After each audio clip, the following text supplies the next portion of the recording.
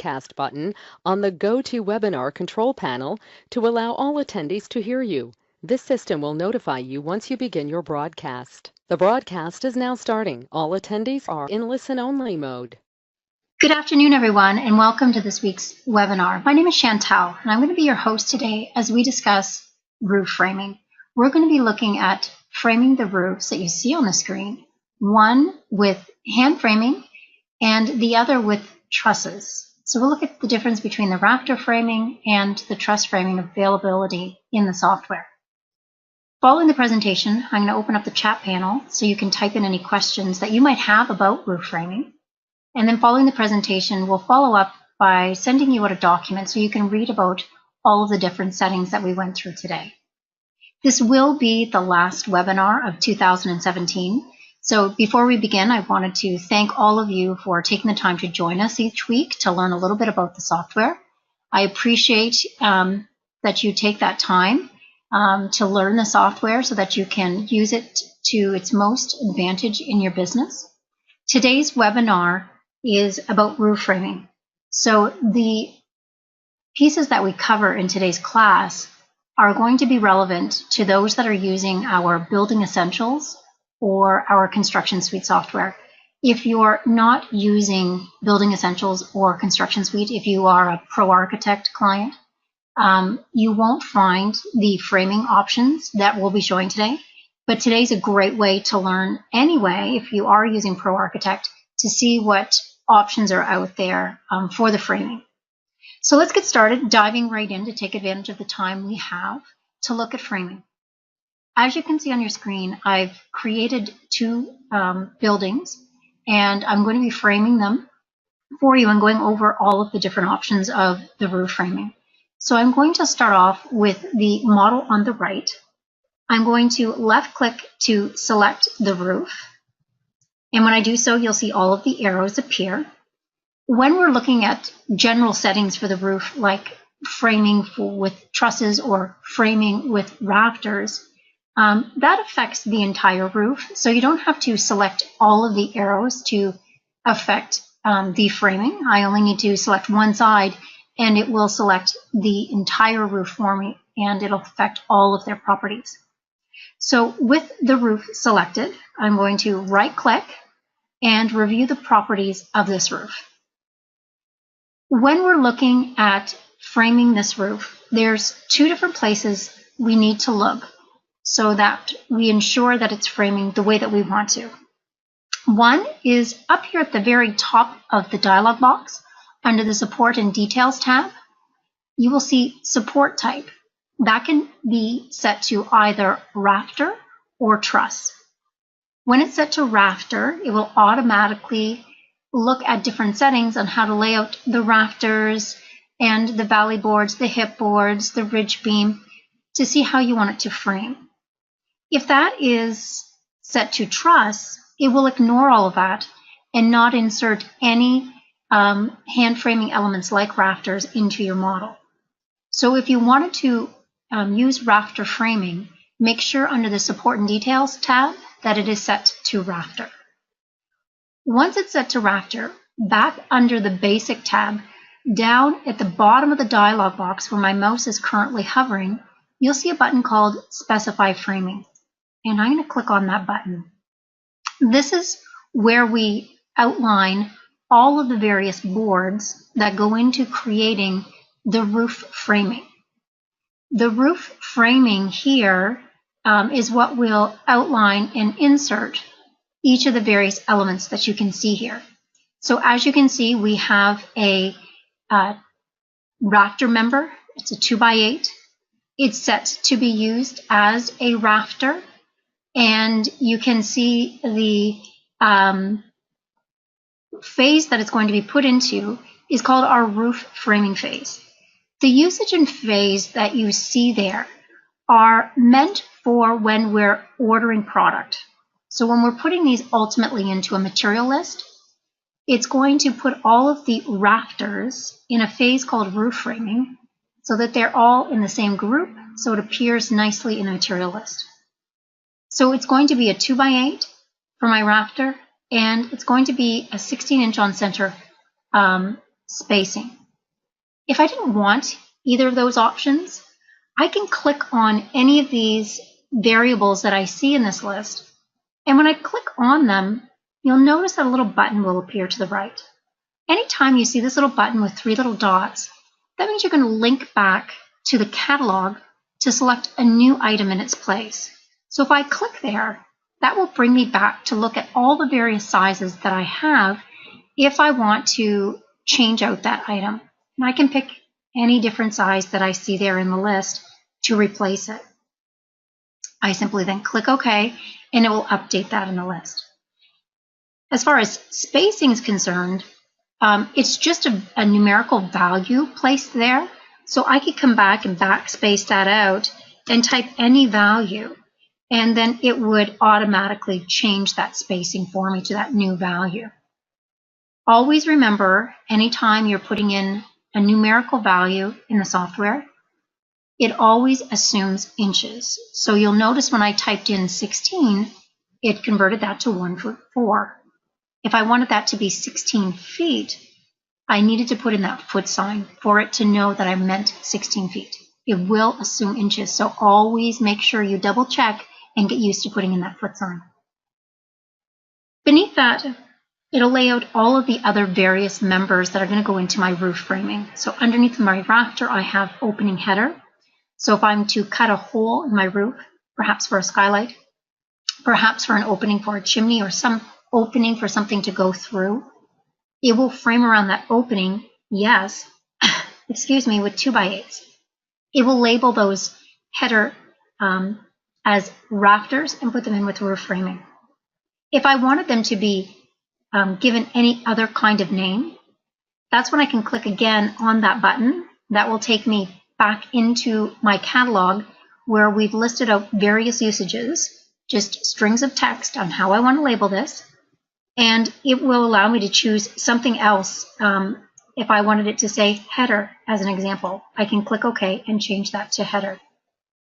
That header members that will be going into the list will still be under roof framing in their phase. So it'll still be grouped with the same elements, part of my roof framing elements, but anything that's being used as a header will be labeled as a header. And then my fascia boards, yes, I'm going to include them. If there was a member that you didn't want to include for some reason, you can always say no. So if you just wanted it to show your rafter layouts and nothing else, turn everything else to a no. These can be a yes or a no. And then you can not include them or include them and change the member size that's associated to them as well. So underneath we have our fascia board, we have our ridge beam.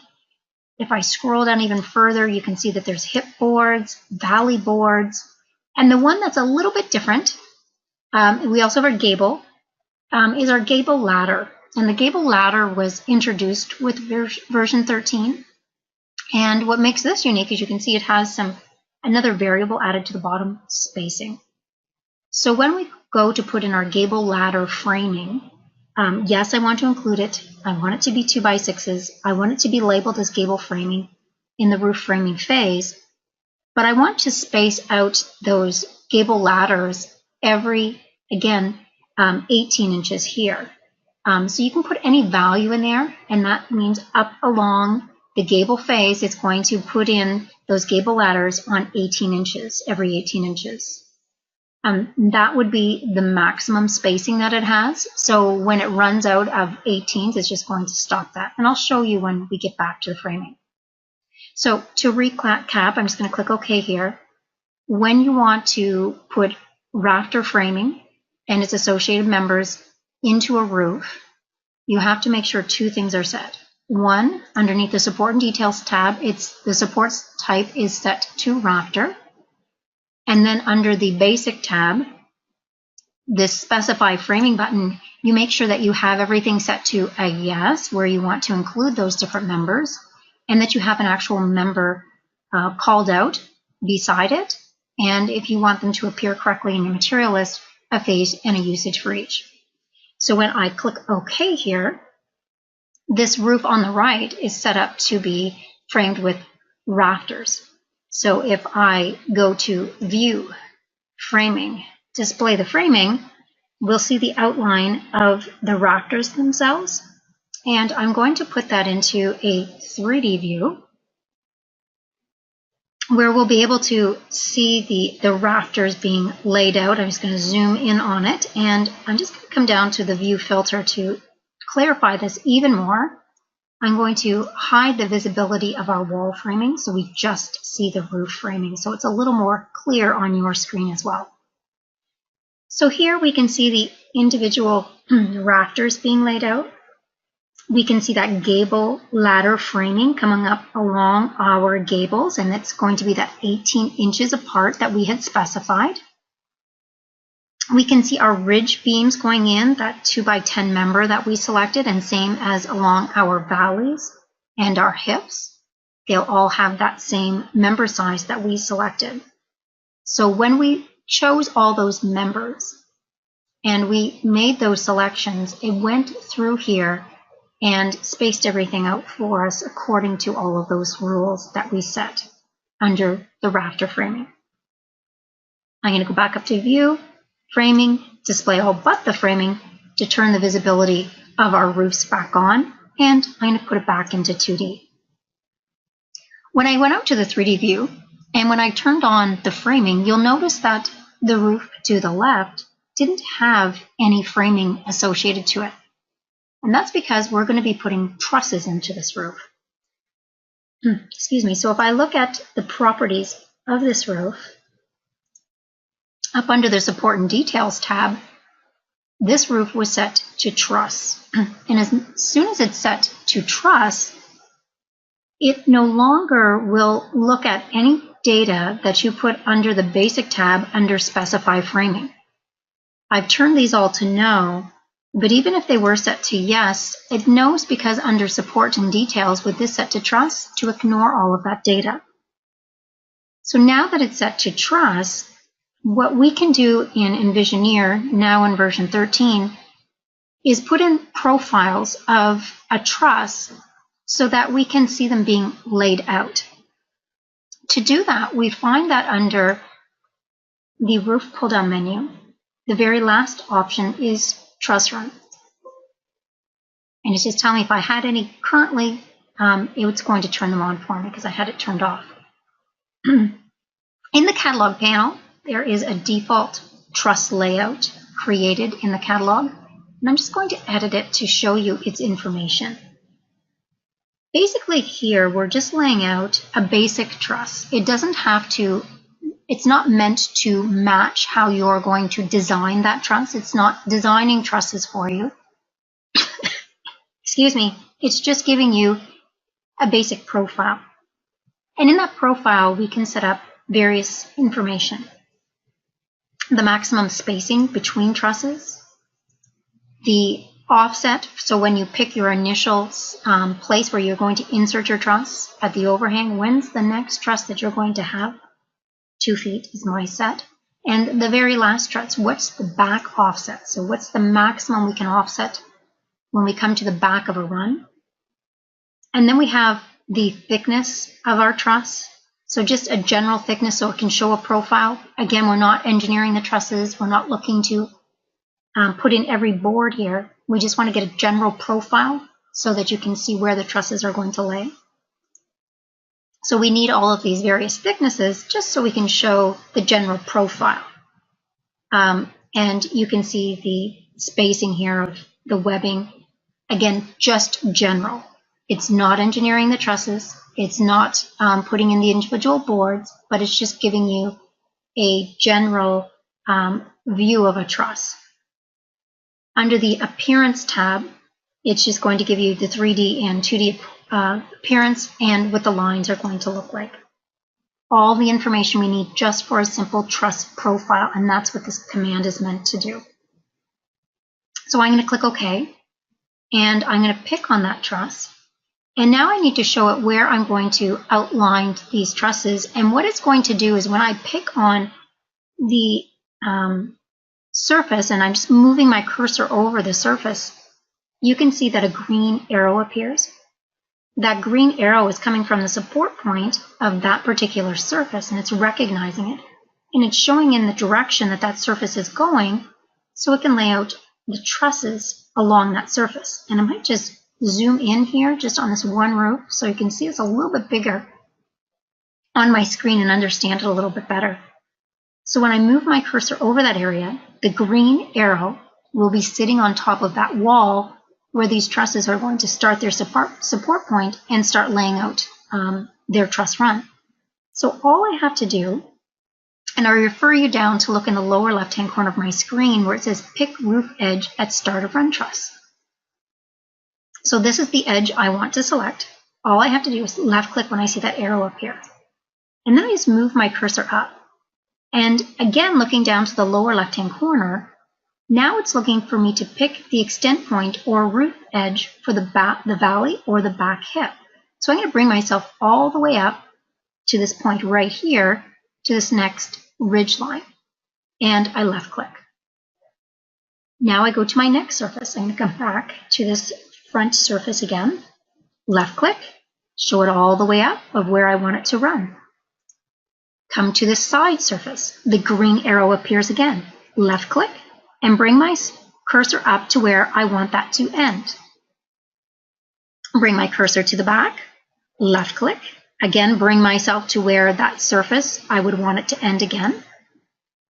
And now just two surfaces, to go. This back surface, I'm going to bring myself through, left click to the ridge, and this front surface, left click, bring my cursor up to the ridge, and left click again. That will lay out all of the truss profiles that I want to lay out for this roof. So then I can right click and choose Finish. I'm going to put this into a 3D view so you can understand what information it puts in with the truss profiles. And I'm just going to zoom in on the roof again. So again, it's nice and big on our screen and we can see it. So I'm going to just strip away in our view filter the roof surface so we can see just the truss profiles sitting on top of our walls. And for clarity, I'll put this into a rendered outline view so we can see the outline of the trusses going through. So in here, we can see just the outline of our hip trusses. And on the side here, we can see the gable end trusses going through as well. So we can see just a truss profile. Again, I just want to clarify so that there's no miscommunication that we're not designing the trusses. We're just creating the profiles so you can see where they're going to be laid out and how many, and you can do a kind of a count for them as well. So that's, again, using the Truss Run command with the general truss settings that we have in the catalog. So with that information, if you know that your truss layout is going to be anything different, you can always come into this truss information in the catalog and modify any of that information. So if you wanted the truss spacing to be any bigger or the front or back offset to be any larger, you can do that here. And it will change those parameters and match the roof shape that it's sitting underneath. So this command recognizes the roof geometry above and the type of roof that it's sitting under, whether it be the gable end that we had over here on the right or the hips here on the front surfaces, and it'll automatically put in a truss profile to match those shapes. I'm going to put that back into 2D. View, framing, display all but the framing to turn that back off. We have another truss command that you can use when you want to do and show a truss more in a designer view. I'm going to take the front overhang here, and I'm just going to stretch it down to an arbitrary point. The client has come along and said they want to have a front entranceway covered, and they wanted to have a little bit of extra design, that they want exposed trusses underneath that area so that when you're walking in the home, you're going to have truss profile underneath this covered area. So I'm first of all going to change the properties of this front shape to be a gable. So this is just going to be a gable run back here. So we want to lay out trusses all the way through here so that when they're walking through this front entrance, they can look up and see the truss profiles. Underneath the members command, you'll see two different commands. Insert timber frames and insert a single timber frame. So I'm going to, first of all, use the insert timber frames. When I do that, you'll notice in the catalog panel to the right that here we can outline different types of trusses and shapes and associated members within that truss, so we can give a look of the decorative truss that we want to insert. Again, it's not going to do any engineering. These aren't going to be structurally correct. These are just members to show the profiles that you can have if you wanted to insert a decorative truss. So I'm just going to edit this scissor truss in the catalog so you can see all the different settings that are available. So if you wanted to create the look of a certain truss, you can do that here. So with this scissor truss that's in the catalog, you can see that's been set to a cathedral truss. And there's all different settings and properties associated to it. So it has a support height. At what height, when we go to insert this truss, is it going to be sitting? And I've changed that to 8 feet. The maximum spacing between the trusses, I've set to 4 feet. You space them evenly. If you didn't space them evenly between the 2 points that you pick, it can just space out the trusses and not try to keep the distance equal. When we're looking at laying out the individual members, this A value is automatically going to be set according to your slope value. So when I give it my slope value of 10 and 12, it knows that the maximum height that it's going to reach here is 6'3" based on this B value here of the overall run of 15 feet. So this one will automatically change, and you'll note that as you change this slope value.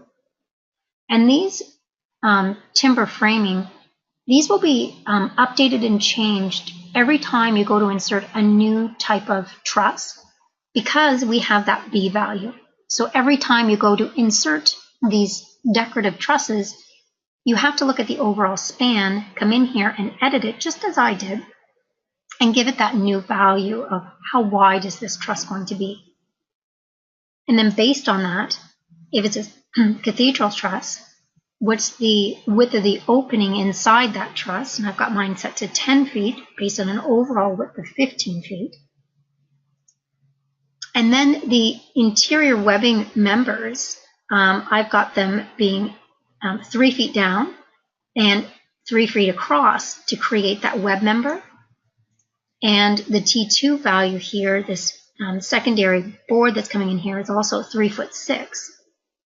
The slope value for these interior members for my scissor are going to be just a 6 and 12. So the overall truss is a 10 and 12, but the interior scissor is a 6 and 12. And my F value here of this overall height, I've got that set at 2 feet using a 2x6. Under the Detail tab, this is where we can add additional information. So number of members made up in here. For our top chord, it's going to be, I've got it set to 1, and this is how it's going to quantify those boards. Bottom chord, again, same information, bracing, king posts, upper webbing, lower webbing. All of these can be tied to a usage in a phase if you do want to put the individual members into a material report, if you're going to be quantifying those, and just the number of members that you're going to be using for that particular member usage, top chord, bottom chord, bracing, king post, excuse me, and webbing information. Once you have that set and click OK, then you're ready to insert those trusses. So As I move my cursor onto the drawing screen, it's ready to insert multiple copies of this scissor truss based on that maximum span that I put in. So looking again down that lower left-hand corner, you can see pick first side of timber framing. So I can come through and tell it where I want to start and stop this timber framing. So I'm going to pick here that I want to start the timber framing here at my entranceway. And then where's the last one going to go in the direction? I'm going to pick to the end of my roof surface here and left click. And it says it's going to turn them on for me. And then it wants to know, do you want them to the left, do you want them to the right, or do you want them centered along your first point? So you can move them and left click to choose where you want them placed, or you can right click and choose center left or right. And then you have them inserted.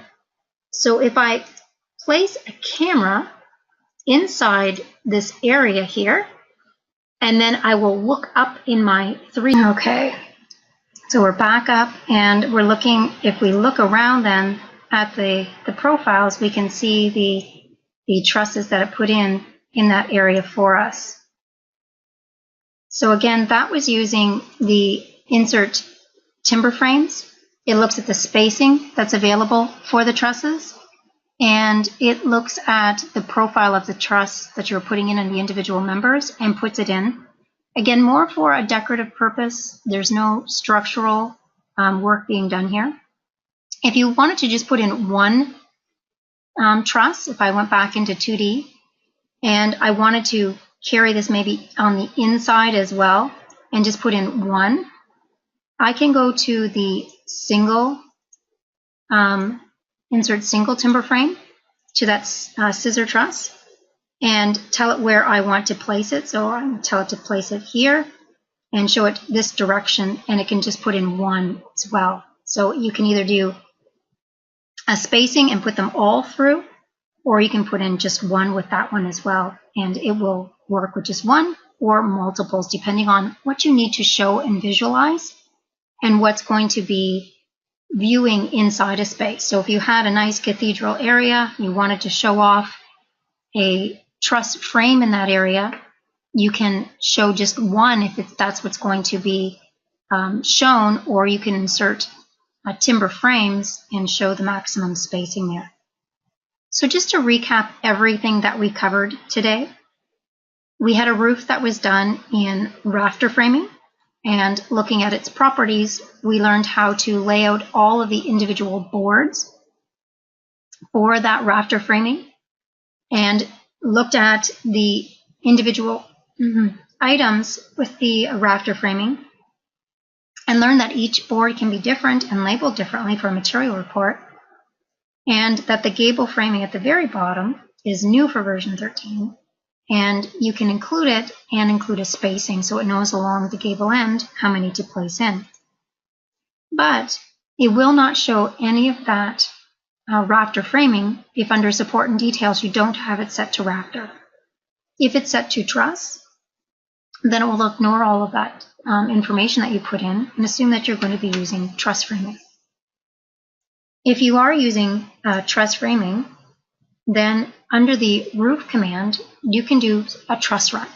And the truss run, again, if I just do one, will allow you to pick on the areas of the roof. It will look at the geometry of the roof, and it will outline a profile to match that truss run.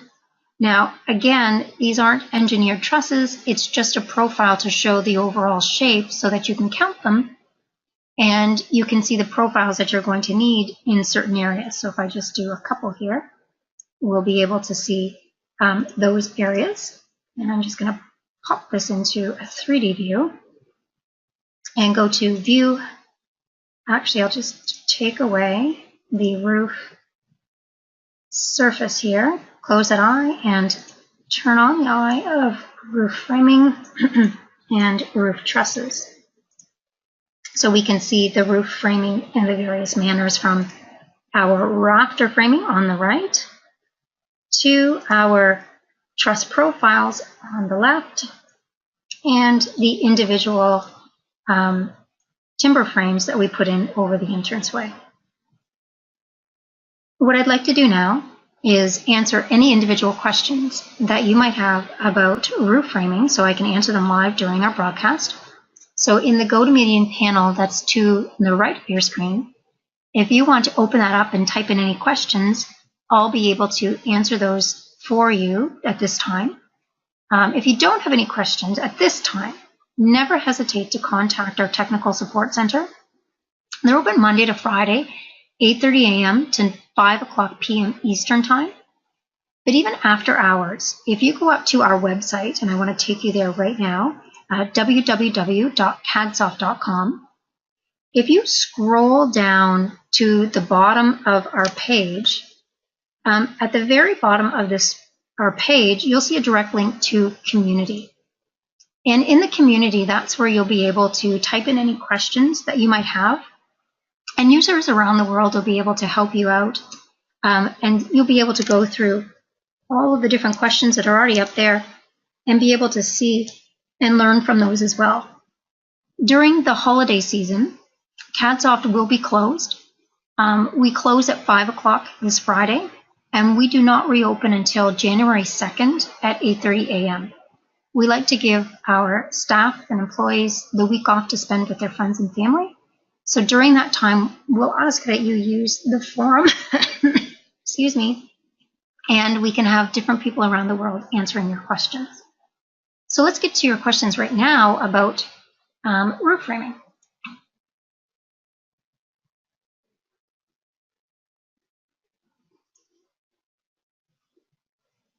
I'm going to go to our question section.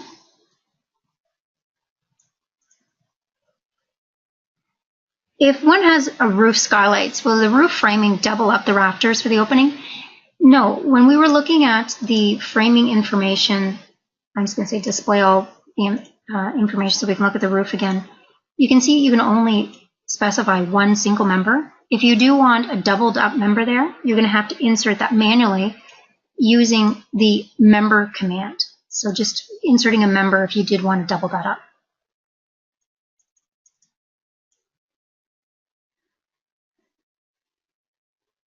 If there are openings in the roof for chimneys and etc., do you show the openings first, then do the roof framing? The order of operations there doesn't really matter because it's going to continuously reframe itself depending on the new framing that you put in. So if you change something from a hip to a gable, or you put a hole in the roof, it's going to reframe the roof according to that new information. So I wouldn't do my formal framing plans until I have all that done, but it will reframe the roof when you do put an opening into it.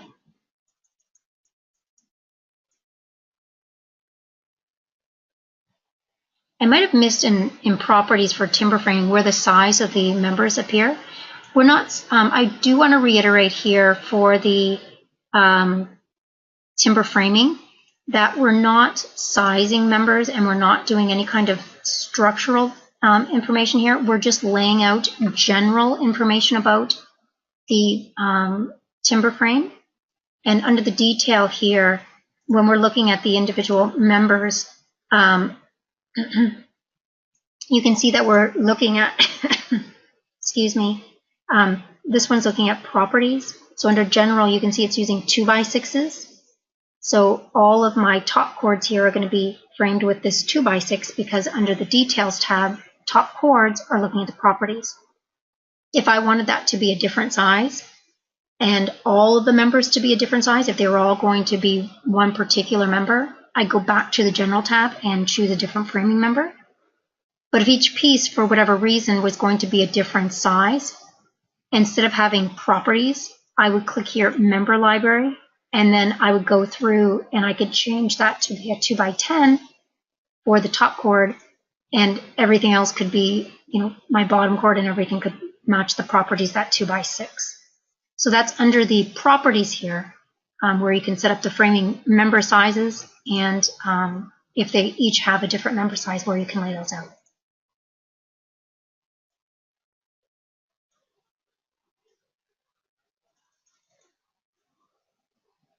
that seems to be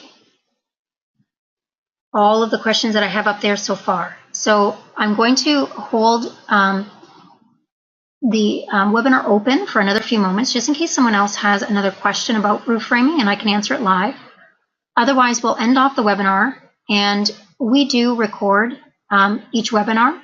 So I will be posting this up to our YouTube page so that you can watch a copy of it again, so you can understand roof framing if you need to maybe go over some of the information that was there. I'll also be sending out a booklet, and in that booklet you can read about all of the various settings that I did cover as well. And just a reminder that this is the last webinar for 2017. We will restart the webinars again the first Tuesday in January. So we welcome you back to that class. Our classes are always listed up on our web page. So again, if you go back to the Cadsoft website and up on our homepage, if you do go to the very bottom, you'll also see events and training. And that's where our calendar will be listed of all the various webinars that we'll be putting on, and we'll be adding to that. But starting January 2nd, we'll have bathroom design to get us started out, and then go through the various webinars, which we're going to be updating over the holidays and adding to the list, so that every Tuesday at 2 o'clock Eastern, you'll be able to learn a little bit more. And I'm just going to go back to our questions page to do one more check to see if I missed any questions. Is there any way to simplify the scissor truss to show just the top chord and the bottom chord?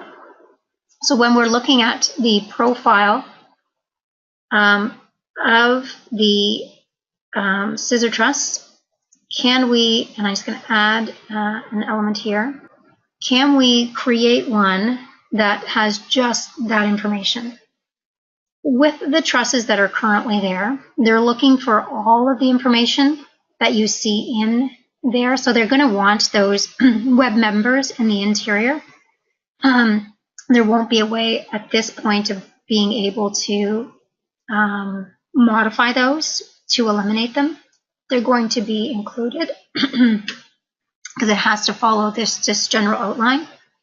As we release new versions of Envisioneer, we're going to add different types and styles here that you will be able to add into those. The closest one that you'll get is the portal frame, but it's not going to give you the cathedral scissor that you're going to want. It's just going to be that single box at the top. So you'll have to have those interior members at this point. But good question.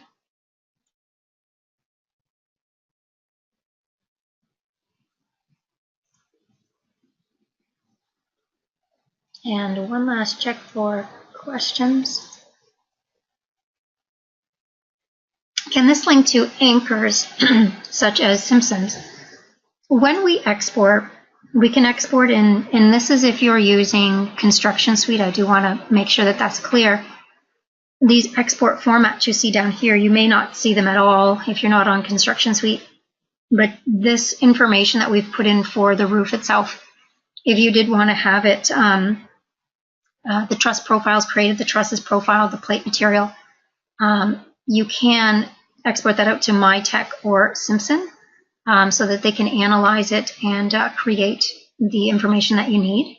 And when you're exporting it out, it goes through a process of looking at the walls underneath it as well, so that it can also send those out. So yes, we can export this out to different structural packages so that they can be analyzed too. But again, that's if you're using Construction Suite.